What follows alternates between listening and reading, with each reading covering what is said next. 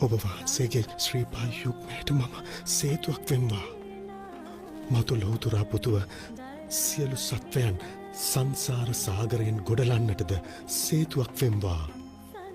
මහණෙනි, මට ජීවිතය පුදාහොත් මේ ධ්‍යානලාභී තපස්සී පුරුෂයා දස පාරමිතා පුරා සාරා සංඛ්‍ය කල්පලක්ෂයකින් මතු ගෞතම නම් බුදුවන්නේය. යශෝදරා නම් කුමරිය අගමෙහෙසොන් වෙයි. රාහුල නම් කුමරා පුතු වෙයි.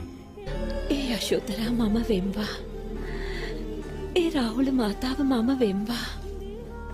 පාරමිතා පූර්ණයට අනුබල දෙමින් බුද්ධත්වය දක්වා ආත්මයක් පාසා සංසාරය ඇවිද යන්නට විවරණ ලබම්වා.